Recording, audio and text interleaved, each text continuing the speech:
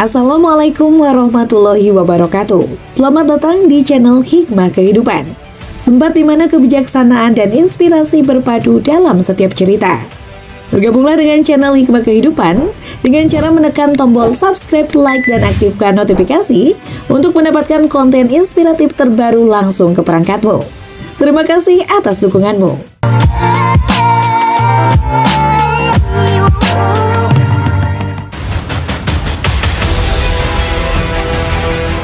Inilah 6 dosa orang tua kepada anak yang sangat dibenci Allah. Para orang tua sering tidak sadar. Ternyata orang tua juga bisa melakukan dosa kepada anak dan dibenci oleh Allah. Kadang orang tua tidak sadar dan cenderung mengabaikan dosa besar kepada anak dan dibenci oleh Allah. Dosa orang tua pada anak juga sangat dibenci oleh Allah dan para orang tua harus paham agar tidak sering melakukan dosa kepada anak. Dosa besar orang tua kepada anak itu sangat dibenci oleh Allah dan sering dianggap sepele oleh para orang tua. Jelaskan, ada 6 dosa besar orang tua kepada anaknya yang sangat dibenci Allah dan jarang disadari orang tua. Kasar kepada anak. Dosa besar orang tua kepada anak yang sangat dibenci Allah, yang pertama bersikap kasar terhadap anak. Para orang tua jangan sampai memaki anak dengan sebutan buruk dan tidak sesuai dengan nama anak. Hendaknya para orang tua menasihati anak dengan lemah lembut dan penuh kasih sayang. Rasulullah Shallallahu Alaihi Wasallam bersabda, "Sesungguhnya kalian akan dipanggil pada hari kiamat dengan nama-nama kalian dan nama ayah kalian.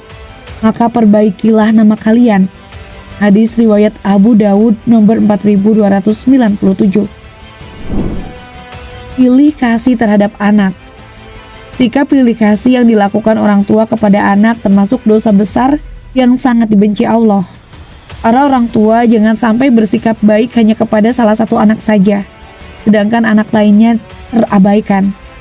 Dalam hadis sahih yang diriwayatkan oleh Imam Muslim, dijelaskan bahwa Nu'man bin Bashir pernah bercerita, "Ayahku menginfakkan sebagian hartanya untukku."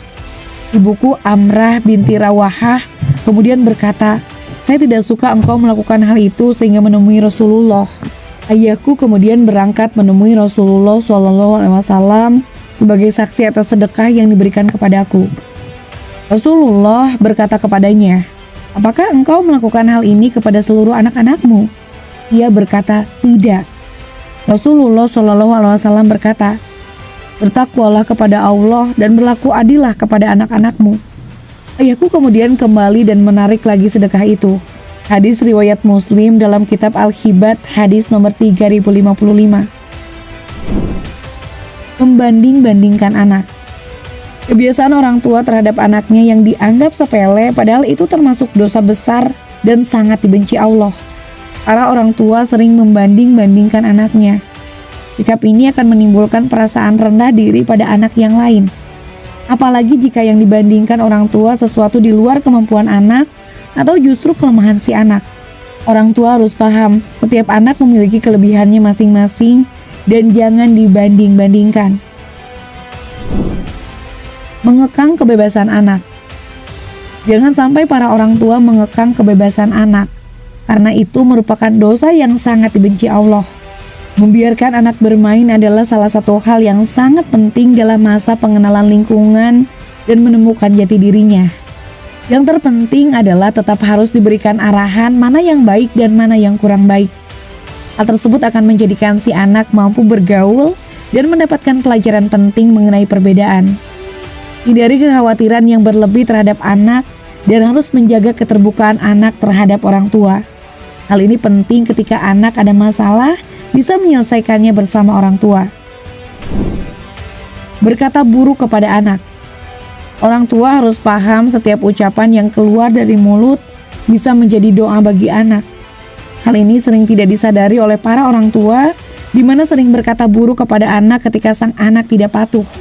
Abu Hurairah radhiyallahu anhu berkata, Rasulullah Shallallahu Alaihi Wasallam bersabda, ada 3 doa yang dikabulkan: doa orang yang dianiaya, doa musafir, doa keburukan atau orang tua atas anaknya. Hadis riwayat Tirmizi nomor 1828. Untuk itu pada saat menasehati anak akan lebih baik jika memberikan perumpamaan dan saran, lalu kembalikan kepada si anak supaya menentukan pilihan. Tidak memberikan pendidikan kepada anak. Orang tua memiliki kewajiban untuk mendidik anak, bukan hanya pendidikan di sekolah, tetapi juga pendidikan yang menyangkut segala aspek kehidupan. Misalnya saja pendidikan adab, etika atau moral, pendidikan agama, dan pendidikan lainnya yang bermanfaat bagi anak. Jika orang tua mengabaikan pendidikan kepada anak, maka bisa dikatakan anak tersebut layaknya anak yatim padahal masih mempunyai kedua orang tua. Bekal pendidikan penting diberikan kepada anak untuk bekal di masa depan, baik dunia maupun akhirat. Rasulullah Shallallahu Alaihi Wasallam bersabda, "Ajarilah anak-anakmu sholat saat mereka berusia 7 tahun, dan pukullah mereka bila tidak melaksanakan sholat pada usia 10 tahun." Hadis riwayat Tirmizi nomor 372. Para orang tua hendaknya menghindari semua itu agar keluarga bisa menjadi keluarga yang bahagia dan penuh dengan berkah dari Allah. Nah, itulah akhir dari kisah ini. Terima kasih telah menyaksikan video ini di channel Hikmah Kehidupan. Jika kalian menemukan nilai dan inspirasi dalam konten kami, jangan ragu untuk subscribe, like, dan aktifkan notifikasi agar kalian tetap terhubung dengan kami. Bersama-sama mari kita terus mengeksplorasi keindahan kehidupan dan menginspirasi satu sama lain. Sampai jumpa di video berikutnya. Salam bijak dan penuh hikmah. Wassalamualaikum warahmatullahi wabarakatuh.